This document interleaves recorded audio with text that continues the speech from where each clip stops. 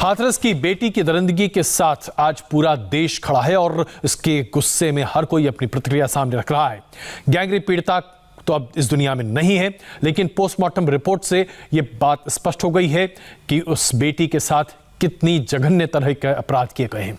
इस दास्तान को सुनते ही आप दहल जाएंगे। हाथरस केस की पीड़िता की पोस्टमार्टम रिपोर्ट के मुताबिक उसकी रीढ़ की हड्डी में फ्रैक्चर है। पीड़िता के गर्दन पर 15 सेंटीमीटर लंबा और 7 सेंटीमीटर चौड़ा लिगेचर मार्क मिला है। इसके अलावा पोस्टमार्टम रिपोर्ट में गला दबाने के मोटे निशान भी हैं। ये सब कुछ अपने आप में बताते हैं कि कितने निर्दयी तरीके से, कितने निर्मम तरीके से उसकी हत्या करने की कोशिश की गई। आइए अब आपको दिखाते हैं इस पूरे पोस्टमार्टम रिपोर्ट की डिटेल। पोस्टमार्टम रिपोर्ट के मुताबिक, जैसा कि हमने आपको बताया, पीड़िता की गर्दन पर के सामने लिगेचर मार्क है, यानी कि गला दबाने की कोशिश की गई है। जबड़े पर बाएं से दाएं तरफ 15 सेंटीमीटर का लिगेचर मार्क है। ठुड्डी से 8 सेंटीमीटर नीचे 7 सेंटीमीटर चौड़ा एक लिगेचर मार्क और है। गर्दन की बाईं तरफ 5 सेंटीमीटर चौड़ा एक लिगेचर मार्क है और गर्दन की दाईं तरफ 6 सेंटीमीटर चौड़ा एक लिगेचर मार्क है। यानी कि कुल मिलाकर देखा जाए तो बहुत ही गंदे तरीके से गला दबाने की कोशिश की गई है। गला दबाने के पीछे कोशिश जो है वो पीछे निशान नहीं है, तो यानी कि सिर्फ सामने से दबाने की कोशिश की गई है। खून के बहाव के साथ गर्दन और रीढ़ को जोड़ने वाली हड्डी में फ्रैक्चर है। रीढ़ की हड्डी में फ्रैक्चर था, यानी कि हड्डी पूरी तरीके से टूट चुकी थी। पोस्टमार्टम रिपोर्ट में कुछ ऐसी बातें भी लिखी हैं जो हम ना तो आपको बता सकते हैं और ना ही दिखा सकते हैं, लेकिन शायद आप इसकी कल्पना जरूर कर सकते हैं और सिहर जाइए, क्योंकि ये कल्पना मात्र भी सिहराने के लिए काफी है। इस हमले की वजह से सर्वाइकल स्पैन, यानी कि जो पीछे की हड्डी होती है, रीढ़ की हड्डी, वो हमने आपको बताया कि टूट गई है। गला घोटने की वजह से पीड़िता के गर्दन पर भी जख्म के निशान थे। कुल मिलाकर स्थिति बहुत गंभीर थी और पीड़िता की मृत्यु इसी की वजह से हुई। दिल्ली के सफदरजंग अस्पताल में हाथरस की निर्भया की मेडिकल रिपोर्ट की जो डेथ समरी बताई गई है, उसके मुताबिक, जैसा कि हमने आपको बताया, गले की हड्डी के तोड़ने के साथ साथ उसमें कई और तरह के कॉम्प्लिकेशंस हैं जो कि सामने हैं, जो अभी आप अपने स्क्रीन पर देख रहे हैं। रिपोर्ट में वारदात के तौर पर जिस तरह से वहाँ पर जो स्थिति थी हाथरस में, उसके आधार पर यह बताया गया कि सुबह 9 बजे रेप कर गला दबाने की घटना का जिक्र किया गया है। रिपोर्ट में यह भी लिखा हुआ है कि मरीज की बिगड़ती हालात को देखते हुए घर वालों को इसकी जानकारी दी गई थी। सही इलाज के लिए बावजूद मरीज की हालत लगातार बढ़ रही थी। बचाने की पूरी कोशिश की गई, CPR यानी कि तुरंत उनके रिवाइव करने की कोशिश की गई, लेकिन जान बचाने की सभी कोशिशों के बावजूद मरीज यानी कि पीड़िता ने 29 सितंबर को सुबह 6:55 पर अपनी जान खो दी। हमारे संवाददाता आनंद इस वक्त हाथरस से हमारे साथ मौजूद हैं। आनंद, हाथरस में अभी ताजा स्थिति क्या है? क्या प्रदर्शनकारी वहां पर जो समाजवादी पार्टी के थे उन्हें अंदर जाने दिया गया है सीमा के गांव के? वहां पर अभी स्थिति क्या है और परिवार के बारे में क्या जानकारी मिल पा रही है? जी देखिए, 4.5 घंटे हो गए SIT की टीम गांव में गई थी। रेप पीड़िता के जो भाई, माँ और जो बाकी परिवार के लोग हैं उनका बयान दर्ज करने के लिए अभी भी SIT की टीम गांव के अंदर ही है। गांव वालों के भी बयान दर्ज कर रही है।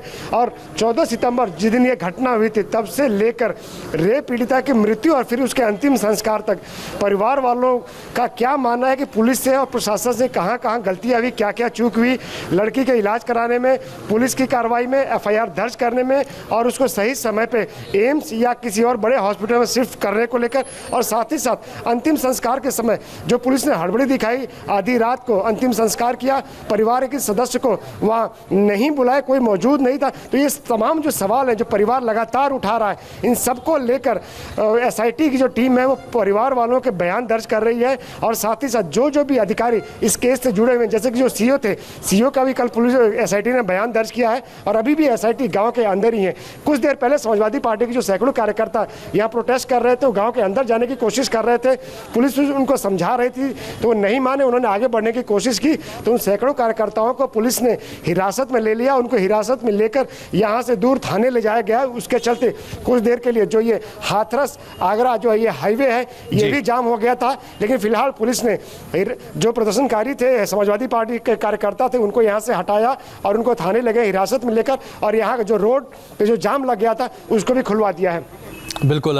इस बीच एक बड़ी खबर जो आ रही है, आनंद, हम आपके साथ हैं, लेकिन अभी अभी एक बड़ी खबर आ रही है। बताया जा रहा है कि यमुना एक्सप्रेसवे पर राहुल गांधी और प्रियंका गांधी के काफिले को रोका गया है। हमारे संवाददाता इस खबर की तुरंत पुष्टि कर रहे हैं और उसके साथ ही इस खबर को हम लेकर आगे बढ़ेंगे। लेकिन आनंद, ये बताइए कि जो अभी हमने मेडिकल रिपोर्ट प्रस्तुत की अपने दर्शकों के सामने, जिसमें स्पष्ट तौर से जो जिस तरह के अपराध किए गए हैं पीड़िता के साथ, ऐसा लग रहा है जैसे कि कोई दरिंदा ही होगा जिसने इस तरह के जघन्य अपराध एक महिला के साथ किए। जी बिल्कुल, और ये इसी से पता चलता है, इस पोस्टमार्टम रिपोर्ट से ही ये पता चलता है कि इस वारदात में एक शख्स इन्वॉल्व नहीं था बल्कि 4 लोग इन्वॉल्व थे, जो कि बाद में रेप पीड़िता ने अपने बयान में भी नाम लिया है। 4 का संदीप के अलावा बाकी 3 का भी नाम लिया है। हालांकि पुलिस ने पहले सिर्फ संदीप को ही गिरफ्तार किया था, जब दबाव पड़ा तो बाकी 3 और आरोपियों को गिरफ्तार किया गया। और जिस तरह से रेप पीड़िता के साथ हैवानियत की गई, पहले पीछे से उसके गले में जो दुपट्टा पड़ा था उसको पीछे से खींचा गया, जिसके चलते उसके गले की हड्डी टूटी और फिर उसको घसीटते हुए लगभग 20 से 30 मीटर खेत के अंदर ले जाया गया, जिसके चलते जो गले पे जो निशान पड़े हैं और जो गले की जो हड्डी है वो पूरी तरह से टूट गई। और इस घसीटने के चक्कर में जो बाजरे जो पौधे होते हैं वो टूटे और जो नीचे का उसका हार्ड पार्ट होता है उसके पीठ में पूरा चुभता हुआ गया, जिसके चलते उसकी पीठ पर गहरे जख्म के निशान थे। और बाद में भी पीड़िता का गला दबाकर दुपट्टे से उसका गला घोटने की कोशिश की गई। तो ये जो सारी हैवानियत हुई ये पोस्टमार्टम रिपोर्ट में दर्ज है और ये बताता है कि किस हद तक दरिंदगी की गई और जिसके चलते जिंदगी और मौत के बीच में झूलती रही वो पीड़िता और आखिरकार उसने दम तोड़ दिया। जो पोस्टमार्टम रिपोर्ट है और जिस तरह से जिस अपराध की बात कही जा रही है उसमें कई ऐसी बातें हैं जो हम अभी अपने दर्शकों को बता तक नहीं सकते हैं। ये सब कुछ क्यों हुआ, क्या इसके पीछे कुछ अभी तक जानकारी मिल पाई है और किस तरह से किया गया? 9 बजे के आसपास की बात कही जा रही है कि जब इस घटना को अंजाम दिया गया था 14 सितंबर को। बहुत लंबा अंतराल रहा होगा, कब तक यातनाएं झेलती रही हाथरस की बेटी?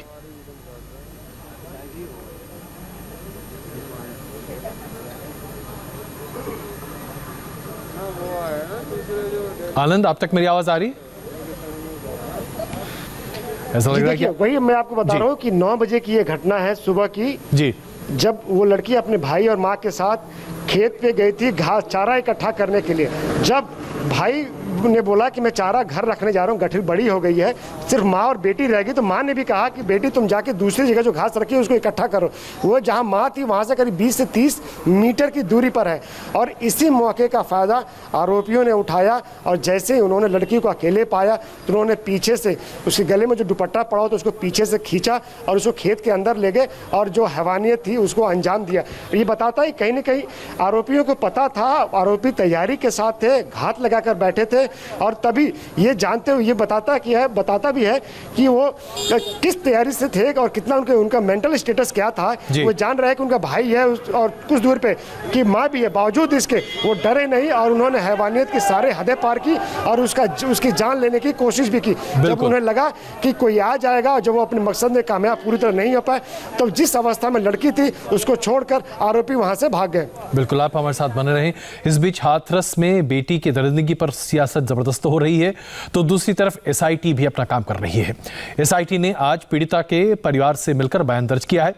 इस टीम में अंडर सेक्रेटरी होम भगवान स्वरूप, एडीजी चंद्रप्रकाश और पीएसी कमांडर पूनम है। एसआईटी ने कल थाने में भी पूछताछ की थी और अब एसआईटी की जांच चल रही है, जिसकी तस्वीरें अभी आप अपने स्क्रीन पर भी देख रहे हैं। इसके साथ साथ हम आपको ये भी बता दें कि लगातार राहुल गांधी और प्रियंका गांधी की गाड़ी जो हाथरस के रास्ते पर है उसके बारे में अपडेट आपके सामने प्रस्तुत करते रहेंगे। और अभी आप ये तस्वीरें देख रहे हैं, एसआईटी की जो टीम है वो पीड़िता के परिवार से पूछताछ कर रही है। जांच हो रही है कि आखिरकार क्या हुआ, कैसे हुआ, किस तरह से पुलिस के ऊपर जो आरोप लगे हैं कि रात के अंधेरे में पीड़िता के पार्थिव शरीर को जलाया गया था, इसके बारे में भी जानकारी एकत्रित की जा रही है। गैंगरेप केस में हाथरस का पुलिस प्रशासन सवालों के घेरे में। आज प्रशासन ने पीड़िता के गांव में मीडिया तक को अंदर नहीं आने दिया। प्रियंका और राहुल गांधी के दौरे से पहले डीएम एसपी ने बॉर्डर सील कर दिया और धारा 144 लगाने का ऐलान किया, जिसकी तस्वीरें हम लगातार आपके सामने प्रस्तुत कर रहे हैं। हाथरस के जो सभी बॉर्डर हैं वो सील किए हुए हैं और इसके अलावा जो आसपास के जनपद हैं उनसे भी हम कांटेक्ट में हैं लेकिन ऐसी कोई ऑफिशियल सूचना हमारे पास नहीं है कि मिसेस गांधी यहाँ पे आ रही है। हमारे यहाँ पे मैं बता दूँ धारा 144 लगी हुई है और 5 से अधिक व्यक्तियों को इकट्ठा होने की हम अनुमति नहीं दे रहे हैं और हम उसका स्ट्रिक्टली कंप्लायंस करेंगे। एक तो पहला कि एसआईटी टीम काम कर रही है तो उनको थोड़ा अलग से काम करने की स्वतंत्रता दी जाए, और दूसरा कि चूँकि यहाँ पे काफ़ी लोगों का आवागमन ऑलरेडी हो चुका है गाँव में, बहुत दूर दूर से। और अभी आपको ये हम तस्वीरें दिखा रहे हैं यमुना एक्सप्रेसवे की है, जहां पर प्रियंका गांधी और राहुल गांधी के काफिले को रोका गया है। प्रियंका गांधी और राहुल गांधी अभी सड़क पर बाहर निकले हुए हैं। ये तस्वीरें आप सीधे उनकी देख रहे हैं। क्या वजह है कि उनके काफिले को रोका गया, इसकी जानकारी अभी नहीं है। यमुना एक्सप्रेसवे पर प्रियंका गांधी और राहुल गांधी के काफिले को रोका गया। प्रियंका गांधी अभी गाड़ी से बाहर निकलकर पैदल चल रही हैं और ये तस्वीरें अभी आप अपनी स्क्रीन पर देख रहे हैं।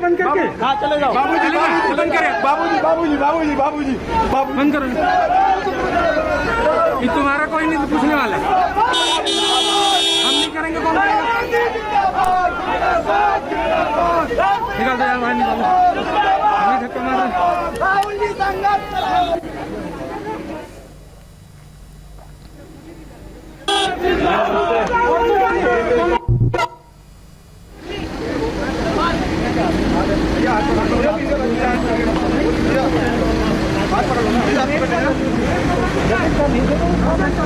देख यार, मेरे को नहीं पता। दूरी बना के रखिए भैया, आगे आगे चलो। अरे सुनील को जल्दी आओ, मेरे को कैमरा का नहीं पता लग रहा इसका। ये तस्वीरें आप देख रहे हैं यमुना एक्सप्रेसवे की हैं, जहां पर राहुल गांधी और प्रियंका गांधी के काफिले को रोका गया है। राहुल गांधी और प्रियंका गांधी बाहर निकलकर सड़क पर पैदल चल रहे हैं और अभी तक इस बात की स्पष्टता नहीं है कि प्रशासन ने काफिले को क्यों यहां पर रोका, क्या वजह थी। क्योंकि यमुना एक्सप्रेसवे के रास्ते मथुरा और मथुरा से फिर हाथरस जाने का रास्ता है और जहां पर इस काफिले को रोका गया है वहां से हाथरस की दूरी तकरीबन 150 किलोमीटर है। तो 150 किलोमीटर पहले ही क्यों रोका गया काफिले को, इसके बारे में अभी उत्तर प्रदेश की सरकार की तरफ से कोई स्पष्टता नहीं है। तो हमने आपके सामने ये तस्वीरें प्रस्तुत की। डीएनडी फ्लाईओवर पर नहीं रोका गया राहुल गांधी और प्रियंका गांधी के काफिले को, लेकिन यमुना एक्सप्रेसवे पर जैसे ही गाड़ी पहुंची उनकी गाड़ी को रोक दिया गया है। पत्रकार दोनों से बातचीत करने की कोशिश कर रहे हैं, लेकिन न तो राहुल गांधी और न ही प्रियंका गांधी ने अभी तक पत्रकारों से या उनके सवालों का कोई भी जवाब दिया है। पैदल दोनों चल रहे हैं, प्रियंका गांधी और राहुल गांधी। जाहिर सी बात है, यहाँ से हाथरस तक पैदल जाना तो लगभग असंभव सी स्थिति है। 150 किलोमीटर से ज़्यादा की दूरी है। तो ये विरोध प्रदर्शन कहाँ तक और कब तक चलेगा, ये अभी कह पाना मुश्किल है। लेकिन गाड़ी आगे नहीं जा रही, जिसके जरिए प्रियंका गांधी और राहुल गांधी अभी हाथरस के रास्ते पर थे। ये तस्वीरें अभी आप यमुना एक्सप्रेसवे की देख रहे हैं, जहां पर लगातार एक्शन हो रहा है और ऐसा लग रहा है कि प्रशासन ने यह तय कर लिया है कि राहुल गांधी और प्रियंका गांधी को हाथरस की सीमा में प्रवेश नहीं करने दिया जाएगा। और यही वजह है कि यमुना एक्सप्रेसवे पर प्रवेश करने के साथ ही गाड़ी रोक दी गई। विजय लक्ष्मी हमारे संवाददाता हमारे साथ मौजूद हैं। लक्ष्मी, गाड़ी यमुना एक्सप्रेसवे पर चढ़ते ही रोक दी गई, तो क्या माना जाए, हाथरस जाने नहीं दिया जाएगा राहुल गांधी और प्रियंका गांधी को? देखिए, अभी प्रियंका गांधी की फिर हम लोगों तक आया है, जिसमें कहा गया है कि पैदल मार्च करेंगे राहुल गांधी और प्रियंका गांधी। 142 किलोमीटर दूर है यहाँ से हाथरस, और जो मैसेज दिया गया है प्रियंका गांधी की टीम की तरफ से, उसमें यही कहा गया है कि पैदल मार्च करेंगे, क्योंकि काफिला जो है, जो व्हीकलर मूवमेंट है, उसको अलाउ नहीं किया है वहां पर पुलिस प्रशासन ने। यमुना एक्सप्रेस वे पर ही रोक दिया गया है, इसलिए पैदल ही मार्च करेंगे राहुल गांधी, प्रियंका गांधी और बाकी कांग्रेस पार्टी के अन्य नेता। अब देखना ये होगा कि ये पैदल मार्च को भी पुलिस प्रशासन क्या रोकता है, क्योंकि अभी उन्होंने पैदल मार्च करना शुरू कर दिया है, इस तरह की जानकारी है। लक्ष्मी, अब सबसे बड़ी बात तो यह है, जैसा कि आपने बताया, 142 किलोमीटर की दूरी है यहां से हाथरस। हाथरस में पहले से ही प्रशासन ने रोक लगा रखी है किसी भी राजनीतिक कार्यकर्ता के अंदर प्रवेश करने पर। 142 किलोमीटर पैदल चल पाना शायद इतना आसान ना होगा। ये बहुत मुश्किल होगा और हालांकि क्योंकि कांग्रेस पार्टी का पूरा एआईसीसी की तमाम लंबी चौड़ी टीम यहां पर है और एक संदेश कांग्रेस पार्टी शायद देना चाहती है और ये जो पैदल चलने का संदेश है इसके जरिए यही संदेश देना चाहते हैं कि हम वहां तक जाना चाहते हैं लेकिन प्रशासन हमें जाने नहीं दे रहा है। हमारी मजबूरी है इसलिए क्योंकि हमारी गाड़ियों को आगे नहीं मूव करने दिया जा रहा है, लेकिन फिर भी हम पैदल ही जाना पड़े लेकिन पैदल जाएंगे। अभी देखना होगा क्योंकि बात गाड़ी की नहीं है, बात ये नहीं कि आपकी गाड़ी जाएगी या नहीं जाएगी, बात ये है कि वहां पर धारा 144 लगी हुई है और प्रशासन इसलिए नहीं चाहता है कि तमाम नेता वहां जा पाए। तो गाड़ी या बिना गाड़ी का मसला नहीं है, मसला ये है कि धारा 144 लगी हुई है। बिल्कुल, तो ये तस्वीरें अभी हम आपके सामने प्रस्तुत कर रहे हैं जहां पर प्रियंका गांधी पैदल ही निकल पड़ी हैं, राहुल गांधी भी पैदल निकल पड़े हैं और ये बताया जा रहा है कि राहुल गांधी और प्रियंका गांधी पैदल ही मार्च करना चाहते हैं हाथरस की तरफ। हालांकि इस बात को लेकर एक तरह से निश्चितता मानी जानी चाहिए कि प्रशासन की तरफ से यही कोशिश होगी कि पैदल मार्च को भी बहुत लंबे ना खींचने दिया जाए क्योंकि बहुत आगे तक जा पाएं इसकी संभावना बहुत दिखती नहीं है। प्रशासन की मंशा बिल्कुल स्पष्ट है कि कोई भी राजनीतिक कार्यकर्ता या कोई भी राजनीति से जुड़ा व्यक्ति हाथरस तक न पहुंचे, वहां पर कोई राजनीति न हो। जो राजनीति करनी है वो हाथरस की सीमा के बाहर की जाए। लेकिन यमुना एक्सप्रेसवे जहां पर काफिले को रोका गया वहां से हाथरस की दूरी तकरीबन 150 किलोमीटर की है और 150 किलोमीटर पैदल चल पाना अपने आप में बहुत आसान नहीं है। लक्ष्मी, अगर हम देखें तो यमुना एक्सप्रेसवे पर जहां अभी पैदल मार्च शुरू किया गया है वहां से जेवर तक भी जा पाना बहुत आसान नहीं है। तकरीबन 50 किलोमीटर की दूरी है जेवर, जो कि वहां पर एयरपोर्ट भी बनने की बात कही जा रही है और एक तरह से गढ़ माना जाता है। राहुल गांधी ने एक जमाने में वहां पर प्रदर्शन किया था 2011 में, तो क्या वहां तक भी पहुंच पाएंगे ये लोग? जी, भट्टा पारसौल का वो आंदोलन था, किसानों का मुद्दा वहीं से राहुल गांधी ने उठाया था और उसके बाद से वो लगातार उठाए आ रहे हैं। फिलहाल 142 किलोमीटर एग्जैक्ट दूरी है, ऐसा हमें बताया गया है प्रियंका गांधी की टीम के द्वारा कि वहां तक पैदल वो जाएंगी, पर मुझे लगता नहीं कि प्रशासन उनको वहां तक भी जाने देगा क्योंकि बात गाड़ी में बैठकर जाने की या बिना गाड़ी में बैठकर जाने की नहीं है। बात है कि धारा 144 लगी है और कुछ संख्या में ही लोगों का वहां पर परमिशन होती है। मुझे याद है किस तरह का प्रोटेस्ट पहले भी हमने किया था जहां पर कहा गया था कि सिर्फ अगर धारा 144 लगी है तो सिर्फ राहुल गांधी जाएंगे और मिलकर वापस आ जाएंगे, कोई और उनके साथ नहीं जाएगा। लेकिन उस समय तो है प्रशासन ने इसको अलाउ नहीं किया था। लॉ एंड ऑर्डर का हवाला उस समय दिया गया था कि इतने बड़े नेता हैं जाएंगे, सिक्योरिटी होगी। उस समय उनके पास एसपीजी सिक्योरिटी हुआ करती थी, तो वहां पर लॉ एंड ऑर्डर बिगड़ने की वो है और इतने बड़े वीआईपी अगर जाते हैं तो वैसे ही चीजें खराब हो जाती हैं। आज देखना होगा कि प्रशासन कहां तक उनको पैदल मार्च करने देता है। अभी फिलहाल यमुना एक्सप्रेसवे से पैदल मार्च करना जरूर शुरू कर दिया है राहुल गांधी और प्रियंका गांधी ने और उनके साथ बाकी तमाम कांग्रेस के नेता भी मौजूद हैं जो पैदल मार्च करेंगे। कांग्रेस पार्टी अभी तो फिलहाल यही कह रही है कि अगर प्रशासन ने रोका तो पैदल ही हाथरस तक पहुंचेंगे, लेकिन 142 किलोमीटर का सफर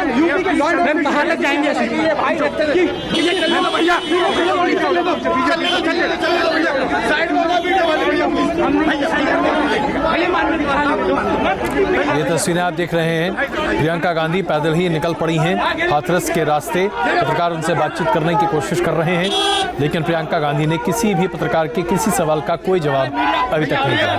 हमारे संवाददाता आनंद हमारे साथ हाथरस से मौजूद हैं। आनंद, एक बंद करो, तुम्हारा कोई नहीं पूछने वाला हम नहीं करेंगे। आनंद से हम फिलहाल संपर्क नहीं साध पा रहे हैं, उनसे संपर्क साधने की कोशिश करेंगे। इस बीच लक्ष्मी, अगर देखा जाए तो मैं एक बड़ा सिद्धांतिक सवाल आपसे पूछूं। जिस तरह से मार्च करने की बात कही जा रही है, कानून व्यवस्था को लेकर जो सवाल खड़े किए जा रहे हैं कि कानून व्यवस्था और माहौल बिगड़ेगा हाथरस के गांव में, पुलिस की इतनी बड़ी मौजूदगी के बाद सिर्फ राहुल गांधी और प्रियंका गांधी के पीड़ित परिवार से मुलाकात करने भर से क्या कानून व्यवस्था लचर हो जाएगी, अव्यवस्था हो जाएगी, दंगा हो जाएगा?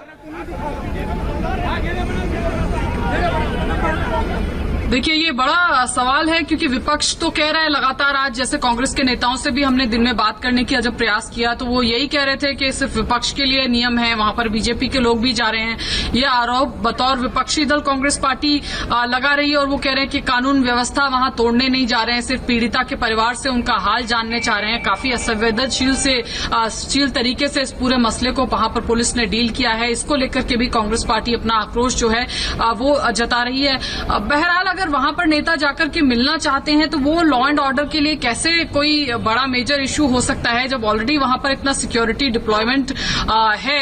ये थोड़ा समझ के परे है, लेकिन पुलिस के अपने तर्क हैं और विपक्षी पार्टियों के कांग्रेस पार्टी का अपना तर्क है। उनका कहना है कि राजनीतिक है ये पूरा जो लक्ष्मी, एक छोटी सी बात और आपको याद दिला दूं, साल 2017 में जब अखलाक का हादसा हुआ था उस वक्त समाजवादी पार्टी की सरकार उत्तर प्रदेश में थी। समाजवादी पार्टी के कार्यकर्ताओं को तो अखलाक के गांव तक जाने की अनुमति थी, लेकिन भारतीय जनता पार्टी, संघ परिवार से जुड़े किसी संगठन, कांग्रेस के नेताओं को वहां जाने की अनुमति नहीं दी जा रही थी और उस वक्त समाजवादी पार्टी की सरकार थी उत्तर प्रदेश में। तो हम एक लंबा इतिहास देख रहे हैं, अलग अलग राजनीतिक दल अपनी अपनी सुविधा के हिसाब से कानून व्यवस्था का हवाला देकर दूसरे राजनीतिक दलों के लोगों को नहीं मिलने देते। बिल्कुल, ये एक कड़वी सच्चाई है हमारे लोकतंत्र की कि आप राजनीति सत्ता पक्ष में बैठे हैं या विपक्ष में बैठे हैं, कई बार आप सत्ता पक्ष में आ जाते हैं लेकिन आपकी नीति वो होती है जो उस समय का जो सत्ता पक्ष था और आप विपक्ष में थे जो उसका रवैया आपके प्रति था। तो सिर्फ कुर्सी बदल जाती है और आप मेज के उस पार हैं या मेज के इस पार हैं, इस पर डिपेंड करता है कि आपका रवैया क्या होगा। अब यहाँ पर कांग्रेस पार्टी का जो विपक्ष में कांग्रेस पार्टी है तो वो वहां पर जारी है। जैसे आपने कहा कि समाजवादी पार्टी के कार्यकर्ता उस वक्त गए थे लेकिन भाजपा के कार्यकर्ताओं को नहीं जाने दिया गया था। आज के माहौल में भाजपा पर यही आरोप कांग्रेस पार्टी लगा रही है कि उनके लोग जा पा रहे हैं और हमारे साथ ये एक तरीके से हमको रोकने का प्रयास किया जा रहा है। विपक्ष की आवाज को दबाने का प्रयास जो है वो प्रशासन और सत्ता पक्ष द्वारा किया जा रहा है। इस तरह का आरोप विपक्षी कांग्रेस पार्टी जरूर आज के दिन लगा रही है जब उनके नेताओं को वहां जाने नहीं दिया जा रहा है और खासतौर पर जब कांग्रेस पार्टी कह रही है कि सिर्फ मकसद है पीड़िता के परिवार से मिलना, संवेदना व्यक्त करना, क्योंकि काफी असंवेदनशील तरीके से पूरे मामले को वहां प्रशासन और पुलिस द्वारा डील किया गया, जिसको लेकर के कांग्रेस पार्टी अपना आक्रोश जताना चाहती है। प्रियंका गांधी ने जब बात की थी परिवार से, पीड़ित परिवार से चंद दिनों पहले, तो उन्होंने फोन पर आश्वासन दिया था कि मैं जल्द ही मिलने आपसे आऊंगी और इस मसले में पूरा न्याय हो। इस बात का प्रयास कांग्रेस पार्टी भरपूर तरीके से करेगी। ये उनका टेलीफोनिक कॉन्वर्सेशन था क्योंकि फोन पर उन्होंने उनको अपना आश्वासन दिया था। आज वो मिलने जा रही हैं तो बतौर विपक्षी दल कांग्रेस पार्टी यही कह रही है कि हम शांतिपूर्ण तरीके से वहां पर जाकर के संवेदना व्यक्त करना चाहते हैं, पीड़ित परिवार का दर्द जो है वो बांटना चाहते हैं। हमारा कोई और उद्देश्य नहीं है वहां जाना। हालांकि सत्ता पक्ष जरूर कहेगा कि सिर्फ राजनीति है विपक्षी दल के दिमाग में और शायद इसलिए इतने बड़े नेता जो है वो दिल्ली से वहां पर जा रहे हैं, क्योंकि बार बार सत्ता पक्ष की तरफ से यही कहा जा रहा है कि जो भी कानूनी कदम है या जो भी कार्रवाई है वो सही तरीके से की जा रही है, जिस भी चीज की जरूरत है वो प्रशासन द्वारा किया जा रहा है। तो दोनों ही पक्षों की अपनी दलील है, लेकिन अगर विपक्ष के नेता जाएं, किसी पीड़ित परिवार का दर्द बांटें तो उसमें कोई कुछ गलत तो नहीं है। बिल्कुल, लेकिन राजनीति है और दरअसल दोनों पक्ष अपने अपने स्तर पर राजनीति कर रहे हैं। इसमें कहीं कोई शक नहीं है कि आज जो कांग्रेस की ये प्रतिक्रिया आप बड़े पैमाने पर देख रहे हैं ये भी राजनीति से ही प्रेरित है।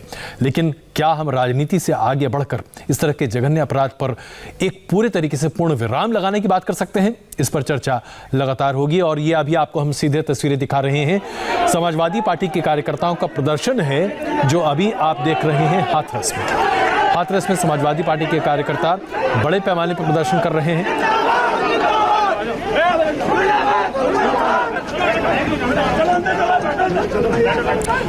और ये हाथरस में समाजवादी पार्टी के कार्यकर्ताओं को वहां से हटाया जा रहा है, जो बॉर्डर है बसों में भरकर उन्हें अलग ले जाया जा रहा है। समाजवादी पार्टी के कार्यकर्ता काफी लंबे समय से सुबह से ही प्रदर्शन कर रहे थे हाथरस की सीमा के बाहर, गांव की सीमा के बाहर, जहां एसआईटी की टीम फिलहाल अपनी जांच कर रही है और पुलिस ने प्रदर्शन कर रहे सभी समाजवादी पार्टी के कार्यकर्ताओं को यहां से हटाया, जिसकी तस्वीरें अभी आप अपने स्क्रीन पर देख रहे हैं। उसके साथ साथ हम आपको ये तस्वीरें भी दिखा रहे हैं जहां प्रियंका गांधी और राहुल गांधी मार्च कर रहे हैं। उनका आशय है हाथरस तक मार्च करना, लेकिन क्या ये संभव हो पाएगा ये अपने आप में एक बहुत बड़ा सवाल है। दो तस्वीरें अभी आपके स्क्रीन पर, एक तरफ प्रियंका गांधी का मार्च, दूसरी तरफ समाजवादी पार्टी के कार्यकर्ताओं को जो हटाया जा रहा है हाथरस से, उसकी तस्वीरें अभी आप देख रहे हैं। ये दोनों तस्वीरें अभी आपके सामने, और किस तरह से उत्तर प्रदेश की एक बेटी के मसले पर उत्तर प्रदेश की सरकार को विपक्ष घेरने की कोशिश कर रहा है। यहाँ पर एक छोटा सा ब्रेक लेते हैं, तुरंत वापस आ रहे हैं।